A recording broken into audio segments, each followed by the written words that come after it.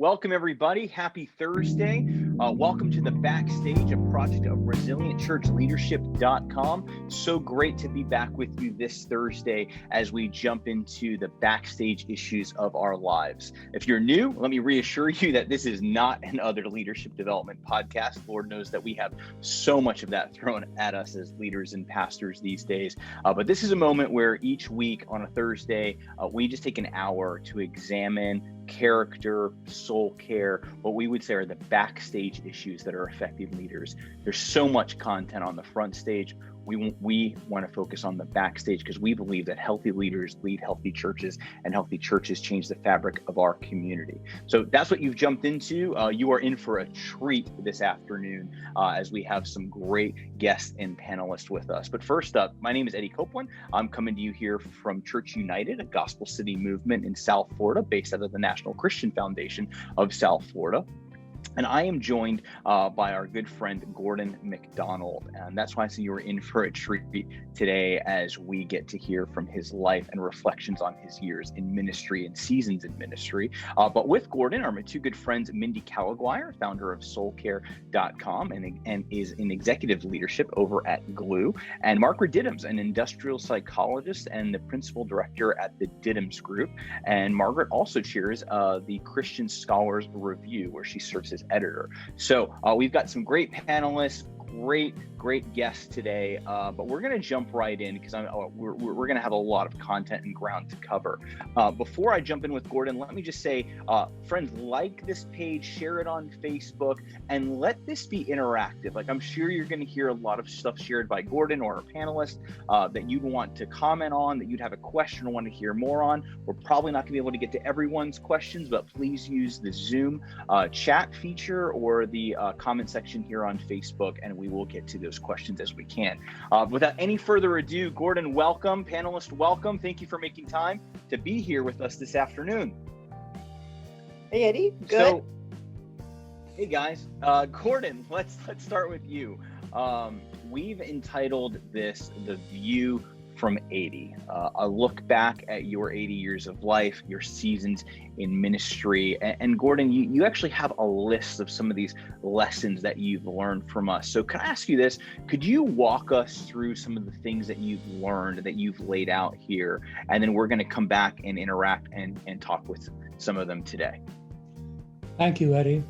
Over the period of my life, I've noticed that about every 7 to 10 years, there are some major changes in themes and interests and activity that lead you into the next period.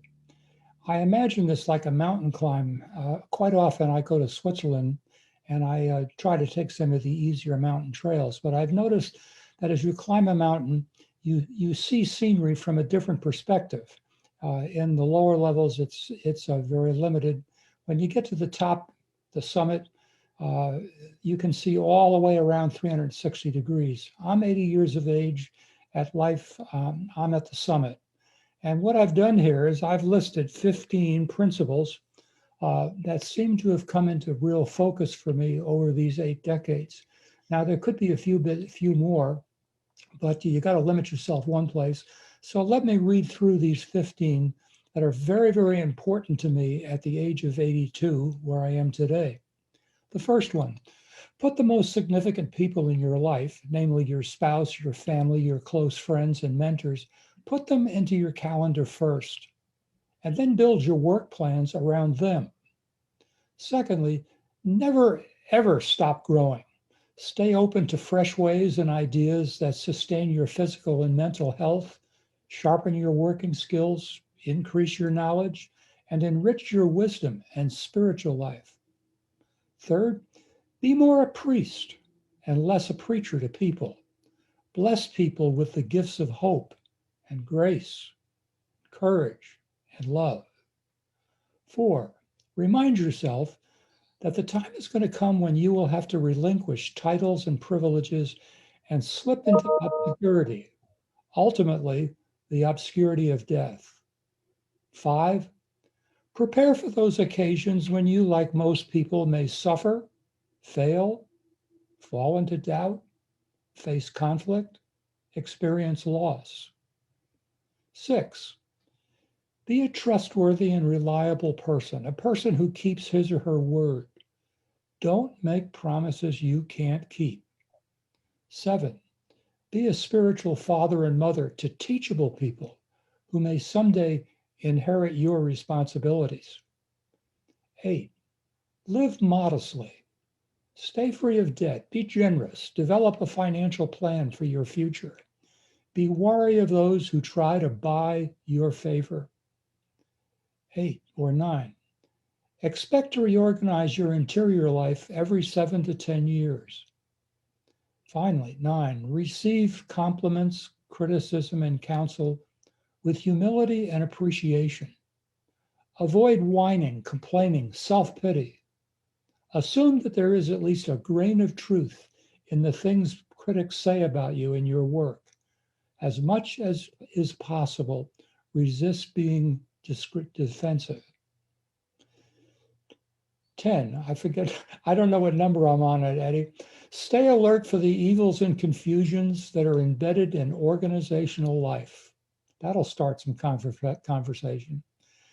11, be quick to say with sincerity, thank you, well done, I'm sorry, I forgive you, and how can I help? The next one, be alert for sensual attractions that often follow on the heels of spiritual activity. 14, master the art of asking the kind of penetrating questions that open someone's heart. Then listen carefully to what's revealed with respect and discernment. And the final of the 15, retreat to the cross regularly. Express your appreciations, name your sins, pray for the world, and listen for God's calls to do mighty things. That's what I've seen from the age of 82. Gordon, there's so much wisdom in that list of 15, and I'm sure that list could go on. But I'm curious, as you've prepared that list, are there one or two of those points that you would just say are the most important, or the things that you should put some emphasis on as you look in that list? Well, yeah, it might be wise to say at the beginning, there's a deliberate randomness to all of these 15. I didn't want to put them in any obvious priority order, lest people then think, oh, these are important, these are not. So they're very random. But now that you've forced me to do something like that, I would probably have to say the first one and the 15th are absolutely essential to the core. When you don't follow those, well, in fact, I could say if you don't follow all 15, something will ultimately clash or crash in your life experience. But number 1, which has to do with personal relationships, and number 15, that has to do with one's walk with God, they have to be right at the top. Yeah, that's really helpful. Mindy, what's coming to mind here as Gordon's kind of gone through these 15 is we've been learning a lot about narcissism. We've talked about it on this webinar series. We've looked at how narcissism is impacting the church and all of its perils. But what should pastors pay attention to as we look at that list from your lens? Yeah, happy to chime in on that. And Gordon, I just want to echo this. Thank you for your thoughtful, creative effort here. And I think this will be a huge blessing to a lot of folks and everyone who's listening.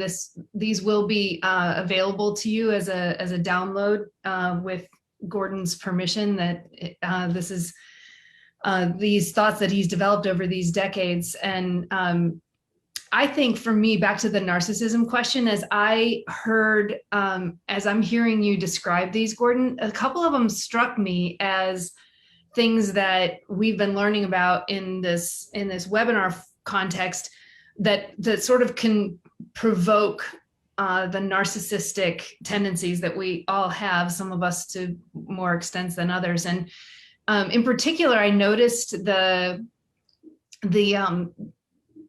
I think it's on number 5, whatever, it'll be on that first slide, folks, if you want to look this up later. But you said prepare for the occasions when you, like most people, may suffer, fail, fall into doubt, face conflict, experience loss. And those are the kinds of things we've been talking about all year. We've all been experiencing losses and concerns, suffering for sure. But it seems to be a temptation for us to avoid those things, to stuff those things. And you're saying instead, prepare yourself for those things. It seems to me that that would sort of strike right at the heart of the narcissistic tendency we've been learning about, which is going to want to keep that game face up, the front stage presence up, the pretense. As you think about the idea of preparing, and anyone, love to hear your thoughts on it, but I'm wondering from your standpoint initially, Gordon, what do you think helps us prepare? Like, what does preparing for those things even mean? Well, it hit me while you were talking, Mindy. If you look at an athletic team, or if you look at a military unit, they have prepared. They do a lot of study about where the injuries are going to come from. They bring onto the field or into the battlefield all the materials that were needed. Why? Because they know there are going to be casualties. They assume it. I'm not sure that a lot of evangelical Christians are fair on that one. We've produced a gospel that says you shouldn't ever fail. You should never have doubt. And if you do, it's going to be a real problem. But all other organizations that are smart seem to recognize sooner or later, we're all going to take a hit. So I think a wise leader prepares ahead of time, not that they're inviting failure or suffering or anything like that, but they acquaint themselves with how people in the past and the scriptures in the history of the Christian movement have handled themselves when life fell apart. They know the scripture verses that you go to. I have a whole bunch of scriptures that I would automatically go to when one of those rough moments come. I think also it's a time when you really want to consult with your elders. Young men and women in leadership would be very smart to have somebody who's at least 30 or 40 years senior to them, who's willing to walk you through their life story and tell you about the bumps and bruises that come along. Those of us who are old, we know that over 50, 60 years of ministry, you're going to take a hit at least once every 5 or 6 years. Sometimes it'll be something you did that was unwise or sinful, or something that somebody else in the organization did, and you reap the negative benefits of that. So, I'm sitting in my office with several thousand books. Probably 1/4 of all of my books are biographies. I have made it through life. I've known failure. I've known suffering. So I've made it a point that about every 4th book I read is a biography of some woman or some man or some organization that's had to face the kind of things that might come in my direction. One last comment. In the New York Times this past week, someone made this comment: when storms come, cows run. When storms come, buffaloes run into the storm because they know if you run into it, you spend a shorter time in the mess when you come out the other end. I think that's a clever idea. That is a great idea. That's a great idea. So I hear you saying the value of us going certainly to scripture and finding encouragement and solace there, and also the perspective that through the accounts in scripture, we see God's people embracing suffering or not, but we see the reality of suffering in the midst of following God. I know for me, I have a mentor who I was going through a particularly difficult season that felt like a desert. And I think I used that term, that I was going through a desert. And I wanted her to tell me how to get out of the desert because it's like, that's the whole point, is you're in the desert, you need to figure out how to get out. And she said to me, Mindy, it seems, if God takes you to the desert, go to the desert and learn what the desert has to teach. And I did not want to hear that at all. I wanted the 3-part, acronym solution to getting out of the desert. And it occurs to me now that as we look into scripture, I should never have been surprised that God would take one of his people to the desert, and that there were certainly Jesus was taken to the desert. Anyway, so that's good. That's helpful. I at some point I want to get also to one of the other comments, but I want to create some space for whoever else. Or Eddie, where do you want to take the conversation next? No. So before we jump in, because you sparked a thought here. Friends, if you're just joining us, we are having a live conversation with Pastor Gordon MacDonald, joined by Margaret Diddams and Mindy Caliguire here on the backstage. We're looking back at Gordon's 80 years of life and then his seasons of ministries, and just gleaning some wisdom here. But Gordon, we live in a day in an age, in the church at least, that seems to focus a lot more on giftedness and front stage development, leadership in that lens, but we don't really talk a lot about character. We talk so much more about gifting, but we don't talk about character and the things of our backstage. And here at Resilient Church Leadership, and a lot of the work that we personally do in our city movement, and of course all of our panelists, just fundamentally believe and see that it's actually the backstage of our lives that shapes and prepares us for the front stage. And when those two things are out of alignment, we just see a lot of things go wrong. Could you speak to, one, do you agree with that? And then two, can you speak to what you see in terms of the church right now from your seat with this emphasis on front stage versus back? Well, the first thing that comes to my mind when you say front stage, back turn is what I call the green room. It's amazing to me how in the last number of years, as churches grown larger, that pastors tend to want to retreat to the green room so they don't have to talk to people. And frequently when I've been a guest preacher, people will say, well, we'll pick you up at the hotel, we'll take you to the green room, and then after the third congregational song, we'll bring you out on the stage. And I'll say, no, I really don't want to go to a green room. I want to go out into the floor of the audience, and I want to meet people. In fact, I'd like to get there 30 minutes early so that I can meet the people I'm going to preach to. I think with the entertainment model of worship that has grown up in the last numbers of years, there's been a tendency for the celebrities, the preachers, the musicians, to retreat so that they don't have to talk to people. I can't think of anything that's more dangerous to the pastoral concept if I'm reading your mail on this. Men and women who want to pastor people have to model for people. You have to run up close where you can touch people, hear their questions, experience their sadness. And that's probably one of the difficulties of the larger church. It has many virtues, but this is a non-virtue. We have got to find a way to make our pastors be in touch with people. Well, that's where character comes up, because if you're going to be with people, they're going to be watching you real closely. They watch the quality of your marriage. They watch the way you react to various people. Let me suggest this. They watch the way you treat old people and the way you treat children. And that tells them a lot about the character of who you are. That's really strong. Mindy, before I ask another question, I would love to just hear from you. Like, how are these lessons learned, these 15 things that Gordon has shared, how are those sitting with you? Is there one specifically that stands out to you that you want to comment on or talk through? Margaret? And Margaret. Oh, I think I said Mindy. Guys, Okay. I need to drink my coffee here. Margaret, I want to hear from you. We've heard from Mindy. Mindy, you can chime in a second, but I want to hear from Margaret.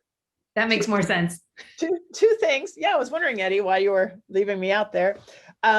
Two things, just to go back to that conversation. I had our pastor at my church 15 years ago. Something really devastating happening in my life in the church that I was watching. And my pastor said to me, Margaret, if you work for a Christian organization, your heart will be broken. Just accept that. And I found that to be actually a moment of resilience, because in the 15 years hence, I've had my heart broken by brothers and sisters in Christ. And to keep going back to that moment in my pastor's office where she said, it's a given. we live in a fallen kingdom, your heart will be broken. And that has just given me the strength to keep pushing forward. And Mindy, when you talked about going to the desert, I love body surfing in the Atlantic Ocean. I just love being in those waves. And those of you who body surf know that if you're not ready for a certain wave, you have to jump into it. Otherwise, it's going to just knock you over. And I think that's that idea of not being afraid of those moments where things blow up, because if you just stand there, it's going to wash over you. And being proactive, diving in, being in community, problem solving, that's what God is calling us to do, because I think it gets worse if you're just kind of standing there waiting to see how things occur. So I love the idea of buffaloes running into the storm. My own metaphor of jumping into the wave, otherwise it's going to knock you on your butt, is really important in Christian ministry. Gordon, I love the fact of wanting to stay out of the green room. I wonder also if part of being in the green room is that so much is being asked of pastors that there's this natural desire to be protective. And that's kind of the hiding out is just that people are overwhelmed. But I know in your ministry, this is that idea of being, as you said, less preaching and more pastoring, be a priest and less of a preacher, developing people as just one of your passions. And so you talk about a little bit later about finding those people to mentor. Can you talk a little bit more about in your ministry how you found those people and how you and Gail have poured into them? That's all. We have 5 hours. Back in the early 90s, I had the privilege for a weekend of preaching to the cadets at West Point Military Academy. And when I left the academy after the weekend, speaking on Sunday morning at the cadet chapel, I was overwhelmed by the quality of the men and women that I had engaged with. I'd never seen people of such consistent quality ever. And I asked myself, where do you find those people in the church? And what hit me was, well, we have these leadership development courses that we give 6 Tuesday nights at 7 o'clock. If you want to be a leader, please come. And all the wrong people come. And so when I got back to my church, I began to try to sell the people who worked with me on staff that we should do something like West Point. And they would smile and be very courteous to me, but nobody wanted to do it as far as I could see. And finally, my wife, Gail, said, this is a fresh idea. If you really believe God wants the church to do this, you're going to have to be the first person to do it yourself. People will only follow the senior guy on this one. And then she added this, and if you want to do this, I'm glad to come aboard as your partner, not as your secretary and not as the coffee server, but I want 50% of the action. That was the best thing I ever came across in my life. And it changed the course of my ministry, because from that point forward, every year, Gail and I recruited 15 people. And we said, if you'll come and be with us every week in our home for 3 hours, we'll pour our lives into you. And out of that process, every year, we were able to produce 12 or 13, I would say, quality women and men who became leaders in that church. And how I wish I had done this a lot earlier in life. I put the book, I might as well sell a book here. I put a book together called Going Deep. And I told the story of that whole process. But I think that's what Paul was trying to say to Timothy. And that's where the church is going to have to turn after this pandemic. We have a lot of training ahead of us. Hey, Gordon, can you talk a little bit in that year-long process? Kind of what were the attributes that were unique of the work that you and Gail were doing that you could share with our pastors out here? Well, the ultimate objective of training, as far as we were concerned, is we wanted you to know at the end of the year how to hear God's call. The model for that was the wonderful story of Eli and Samuel. Samuel heard God's call because Eli taught him how to do it. So how to hear God's call. And the second was how to take advantage of opportunity. What are the open doors in front of you, given your giftedness and your call, that can make you useful, not just in the church, but for many of these people, it's outside the church, in the community, not just in Christian organizations, but in organizations which are for the betterment for the community. So we had no idea what these 15 people each year were going to end up doing. We just know we wanted them to hear God's call, understand their gifting, and get out and seize the opportunity. So for 40 Monday nights, we had them in our home for 3 hours every Monday night. They promised to be there every week, and very few people ever missed a Monday. They were very faithful to it. And we taught them how to read. We taught them how to dialogue with each other. We taught them Christian character, spiritual giftedness, how to resolve the story. Each person wrote their life story. We all listened to those stories, and it helped us to know each other better. We studied biographies of great Christian leaders. Women studied women, men studied men, unless they wanted to do it the other way. It was a wonderful, wonderful year every year. We never had a bad year. It was so exciting. So, Gordon, one of the things that really stuck out to me as I read through your list and then heard you talk about it was you're asking for more priests, less preachers. I was with a major denominational leader a few months back, and we're talking about their pipeline for talent development and how they find their leaders. And he just kept saying back to me, and we look for communicators. We find gifted communicators, and we can work on everything else. Talking about we can work on character, we can work on backstage. But if you give me a gifted leader who's a great communicator, that's who I want to build with. And I'm going, yes and no. I would love to know how you interact with that and why you call for now is a season for more priests in the church, not just preachers and builders. Yeah, I admit I'm of two minds on this stuff too. I wrote it the way I did to startle people like you, to be honest. Yeah, I'm easily startled. Nobody loves to preach more than I do. I've spent my life doing it. I love to preach the Bible. But you know what I recognize is that preaching inspires people. Preaching helps people to find a bit of mercy as they turn toward Jesus for forgiveness of sins. Preaching gives them information about how to live in the real world if it's done right. But preaching doesn't change people as much as I think everybody thinks it does. As I go back over my years as a pastor, there are a lot of people who are very kind to come and say, Gordon, you changed my life. You changed my life. Well, that's an uncomfortable kind of compliment, but you accept it because they mean sincerity when they say it. But the fact of the matter is that the people whose lives really were changed over the years, it was in the ambiance of one-on-one conversations or one-on small groups. It was rarely in the large sanctuary. People, they're just a crowd in the sanctuary. And I love to preach to the crowd. There's a place for it. But the priest is the person who has his or her eyes on the individual, has time to stop and listen to them. And I remember when I was about 35 or 36 years of age, I said a fleeting hello to a woman that was passing me by. She was on medication. She was a person struggling emotionally.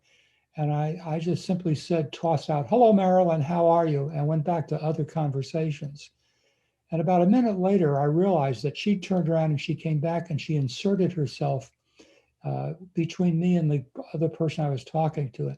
And I'll give you the voice she spoke to. She said, "Pastor Mac, you say, 'Hello, Marilyn, how are you?' but you don't have time to find out. You're not really interested in people like me." And talk about breaking hearts. I knew she was right. I didn't take the time to be a priest to a person like her. I figured we could hire somebody to do that. So that was a lesson. That was one of those life changers to me as a pastor. Don't say hello to people you have no intention to spend time with. So being a priest is a person who touches people, who listens to people, who asks questions of people, who lays hands upon them and blesses them to the thing that he sees God alive in their lives. This is one of the greatest treasured calls there is to be a priest to people. So I'm not saying it's better than preaching, but we at least ought to bring it up to a point of parity. No, it's really strong. Eddie, can Really I strong, Gordon. jump in? Of course, yeah. Story of Gordon. So Gordon was our pastor in New York City back in the early 90s. And we had a very sick baby, hospitalized 4 times in her first year, and no family in New York City. My husband was working crazy hours. I was finishing up my PhD. And the next to last hospitalization, I lost it. Oh, I was so afraid that our baby was going to die. And Gordon took the subway up through the South Bronx and just sat with me, brought me chicken soup and sat with me. And I felt someone was seeing us, and someone was seeing me, because when you're the parent of a sick child, everyone's focused on that sick child, and that's important. But parents are breaking too. And Gordon, I just know your heart, that you really take it to heart to see people that way. And all several years of listening to your sermons, I remember one, but what I remember from that time was your kindness and the fact that you saw us in a city where we were very lonely. it's So, awfully kind for you to remember that. Thank you very much. Something changed in the church in the late 60s and early 70s. A couple of 3 or 4 interesting things came on the scene here in America. One was the interstate highway that made it possible for people to travel long distances to pick a choice of their church. Secondly, we began to inherit Peter Drucker's management methods, so we learned how to run large organizations. Thirdly, the advent of the personal computer came along that helped us to crunch numbers and attendance figures. And overnight, the church became a small household of godly people, Christian people, and became the large center where people gathered in large crowds. So a total different change in ministry happened. When I came into the ministry in 1961, we were still mostly churches of 300, 325 people. And a pastor spent a large part of his or her time calling on people. Find out how many pastors call on people today. It's a forgotten art. We don't go to places where people work. We don't go to their homes or to the hospital, because it's a different world. And so the church is missing something when it doesn't do that. So Margaret, Mindy, I was going to take a stab and ask it this way.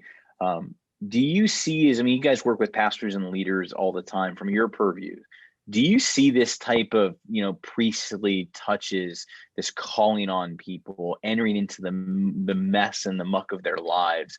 Do you see that happening with pastors in the church today? I want to say, yes, and I'm sure it is happening in many, many places that I don't have visibility into. But I have to say, if I were generalizing based on my experiences, I would say that everything we've just heard described would almost be seen as weakness and ineffectiveness, unless that person you're stopping to talk to is strategic to your future in some way, right? They're a major donor. They're a some sort of political figure in your context. I don't know that we would in general value that sort of frivolous use of time. And I'm saying in a pathetic sort of provocative way. And this is the upside down values of the kingdom, right? It's like, how does it have an inherent value? How is it being in the way of Jesus? I think it generally speaking, I don't think we are emotionally ready for that as being part of the vocation of what it means to be in ministry.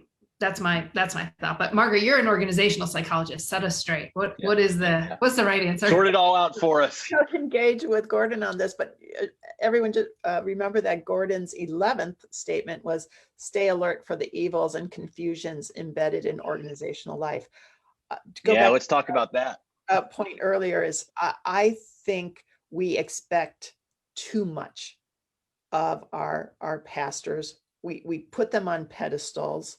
As Gordon says, we've adopted this corporate model, and our pastors now, in thinking about their time, it seems inefficient, right? I don't have the time to pour into a single individual, and so I'm hesitant to fault pastors, because I think we need to fault our culture of churches that expect more than a pastor can actually do, with a kind of a supersized pastor. That said, I think pastors who have gone through the gauntlet, who have gone through, Gordon, what you talk about in this 7 to 10 year of totally restructuring your internal life, pastors who get to the point where they can't do this anymore, they can't live up to the expectations, the false expectations, and are transformed into emptying out ego, they find the time. They make it because the ministry is no longer about them. So to put this, we make church about the pastor, and then we get really confused and perplexed when they can't deliver what we have put on them. And so it's when pastors get to the point they say, I can't be this person that you are expecting me to be anymore. And that's where we see things go off the tracks for multiple reasons. But then the pastors who come back out of that have a renewed vision, this idea of being more priestly than preaching. So I just put that out. That's my observation of what happens. I was pastor over my years of 4 different congregations. Each one was as different as could be of the other 3. But I discovered that all those 4 churches, there were at least 5 different groups of people with expectations for what I was to do. So, and you don't learn this in seminary very well, that you're really speaking in 5 different directions, and there's always one of them that's maybe a little bit off the rails with you, because we're human beings and we just don't see it the way everybody else sees it. What are those 5, Gordon? What were the 5 things? Well, the first of the 5 would be the congregation, that's just generally out there. The second would be the operations staff, those people who are paid or unpaid to do key things in the church. The third would be your board of governors or elders or deacons. The fourth would be the larger community that has expectations that if you're going to take up property and not pay taxes, you owe us something. And then the fifth would be that group of people who are special givers with whom you cannot operate if they're not faithful in their larger donations. Something along this line. Every one of them is looking for a different word from you. That's great. It's very helpful. It resonates with what I'm hearing. Helpful. Yeah. There was Gordon, when you were, oh, go ahead, Mindy. Well, it's a comment I heard many, many years ago. I haven't heard this recently, but I wonder if it doesn't relate to the tension. We're talking about the systems that we're building and how the systems inherently might bias against showing up in a more priestly way to those 5 different groups. But there was a time when we were in church leadership settings discussing the difference between are you a shepherd or are you a rancher? Yeah, I remember that. Do you remember that? Mm-hmm. Tell me how you think about that with the perspective of looking back on these 8 decades. Well, if you ask me to exegete the shepherds ranchers, I think that was one of the introducing metaphors to the megachurch period. And guys like Heipels would talk about that stuff, and that was one of the very first verbal pictures. When I come back to priest and pastor, I'm really coming in the same direction. I'm just choosing different vocabulary. Mm-hmm. I've often thought that the best job description of the pastor is Psalm 23. And every time over the years I've tried to regain my perspective on what it was I was doing, I just keep quoting Psalm 23 over and over, where I see myself as the shepherd leading the sheep in green pastures beside still waters. I don't know where we're going. Forgive me, my mind froze there for just a moment. I want to say, before anybody gets the wrong idea, I loved being a pastor. I really loved all 4 churches that I pastored. Yeah, there were problems, but most of those problems, I was part of the problem. So I don't want to talk about how bad people were to me. Gail and I had a ball, and we loved it. We did our time. We miss it, but it's time for another generation to take that over. I don't know. I may not have said anything that you wanted to hear, Mindy. Forgive me. No. I think it's delightful to hear that as a maybe as a really practical thing that anybody can do when we're confronted with the demands of organizational responsibility, and at the same time we want to show up in that presence as a shepherd, and when living in that tension, even just going to praying through the 23rd Psalm. Yes, I will be an under shepherd, but the Lord is my and our shepherd. And how does that, in a really practical way, when I'm confronted with limitations of my schedule, my gifting, demands from any of those 5 groups, how do I continue to reground myself in God's presence with me as my shepherd, and then enter into that metaphor? I think that's really practical. Margaret might have a word to say about this, but I have seen comments. Malcolm Gladwell, for example, in one of his early books, talks about how many people you can relate to, and I would say like a shepherd. And his magic number is 175. The minute you go past 175, 180, you begin to lose that intimate touch with your constituency, and you have to turn toward technology to help you out. By the way, he goes the other direction, says you can really be intimate with only about 17 people. That includes your spouse, your family, your closest friends, and your mentor. You can't go beyond 17, he says. So the minute you go between 175 and 200 people in a church, you have to adopt operational procedures where you communicate and motivate people with the use of technology. I mentioned Bill Hybels a minute ago. In his time when he was a pastor, he could do this better than anybody I ever saw in my life. I really admired him. But on the other hand, there was, the necessary separation of the leader from the crowd, and you have to delegate other people to take care of the crowds. And so you lose that priestly dynamic. So go ahead, Margaret. And not only that, and Gordon, I love the idea of the, again, it's not the number of relationships, it's the quality of a smaller number. Mm-hmm. And let's just put it out there.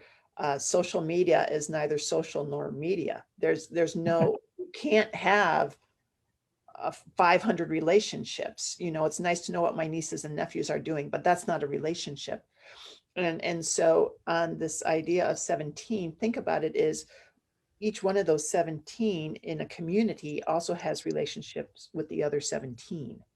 So you have this generative, when you stay small, you have a generative notion But when you get bigger than 17, now you have a bunch of individuals, right? You don't have community. When I'm with pastors and I introduce that idea, it's almost impossible to find any pastor who can find 17 people. They'll say to you, I don't have any intimate friends. Yeah. And my wife hates the ministry. We don't have enough women representation yet to see how they're going to take this up, but I can tell you there's a lot of men who have no intimate relationships at all. Yeah, that's unfortunately. Another subject, huh?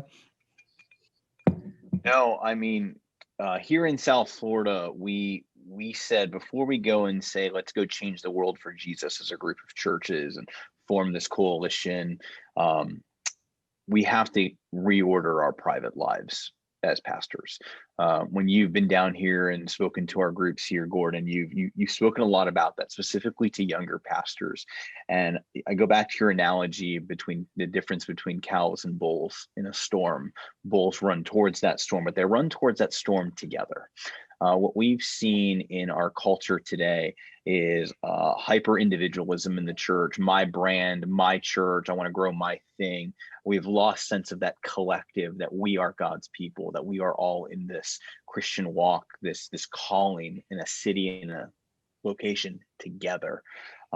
As you talk to pastors about reordering their private lives, where does unity of the church come in? Where's that you have to be for your brother and sister in ministry down the street? How does that come into play from your vantage point? I'm not sure I can give you a satisfactory answer to that. It is in some small way a function of my age. I recognize that the new generations of pastors, they're different men and women than I am, and they have different views of all this. So I have to be very careful that I don't give advice that wasn't asked for. All I know is that this first one of the view from 80, put the significant people in your life first. Let me tell you where that came from.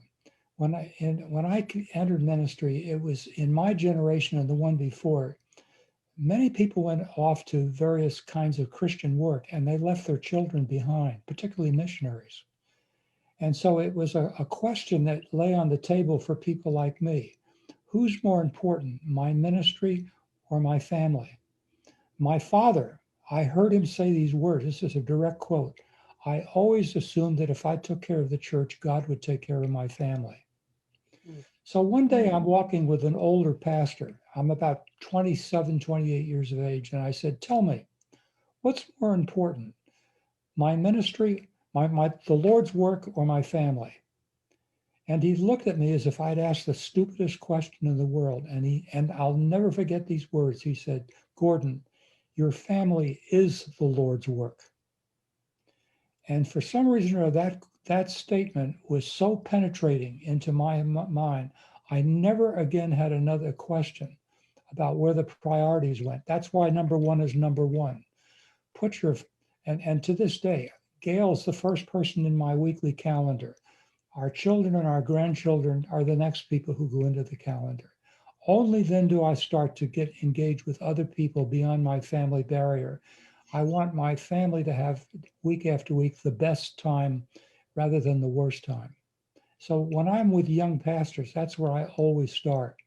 Make sure your marriage is as strong as can be, because you're going to need it badly when things get tough. Can you drill down on some, as you know, I was just reading over your list again, and if you've just joined us in the last few minutes, we're talking with Gordon MacDonald here and our panelists about lessons that they have learned over their years in ministry, so specifically looking at Gordon's 80 years of life here. And you've given us a great list that's going to be on our website at resilientchurchleadership.com for you to view and download later. But Gordon, as we have about 10 minutes left, there's a comment here in the chat that I want to talk about real quick. But are there any specific kind of very practical ways that you went to reorder your private life as you look through that, as you look back every 7 to 10 years? Are there some specific and practical ways that you began to really reorient your life and your calendar to put your family first? Just any practical kind of tidbits to leave us with here. Well, usually it's the decade of the 40s in anybody's life where the whole political structure of your family changes. It's in your 40s where your children leave home for the most part. It's the decade where your spouse probably is going to switch jobs. If it's the traditional marriage, it's the woman who's been the mother and wife for 20 years. She's sustained the family, done all the daily crummy work that somebody has to do. And now somewhere in her 40s, she says, I'm done. I want to have a career. So the marriage must be restructured to accommodate what's reasonable for her to ask if it's the woman in the situation. The third thing that's going to change in those 10 years is that many of us are going to become parents to our parents. We will discover as we turn 47, 48 years of age that our parents start looking to us more and more for advice and counsel. So there's been this tremendous family switch. The last change, which is coming in the 40s, is myself. My body is changing. I can't keep up on the basketball floor with all the young guys. My body's beginning to feel aches and pains. I can't work as long and hard as I used to. So it's the 40s. I call it the Bermuda Triangle of life. And it's really interesting that age 47, and I'm just anecdotally observing here, age 47 seems to be one of the most dangerous years in people's lives because everything suddenly starts to go into a state of flux and you have to rebuild the structure of your life for the second half, which begins at the age of 50. I'm speaking in gross generalizations, but at the age of 50, you've got about 35 or 40 more years, if you stay healthy, to have your second half of ministry life. And those should be the best years, the most exciting years, where you put together experience that's come from success and failure. You're now older to mix, you're able to mix the notion of wisdom with the changes that are coming on in the world. So that's the big number where the whole thing begins to shift and opportunities really begin to open up. All right. So if age 47 in your vantage point here is that pivotal year, what should you do if you're 46? You better have some good friends. You know, women do this as a general, women do this better than men. Men suddenly wake up in their 40s to how lonely they are. I don't have anybody to talk to. I don't know who out there I could do things with. So one of the most frequent questions I get in pastors groups is, they'll somebody, how do you make a friend? Where do you find them? And I'll say, how did you find your spouse? You date them. You know, make a list of 10 guys you think that you can get along with and start taking them out to breakfast, to lunch, ask questions, listen to what they have to say. Maybe in 2 years, you'll have a friendship going. But I wouldn't want to go late into my 40s without 3 to 5 really good same gender friendships, which bring into my life the kind of intimacy that eludes a marriage.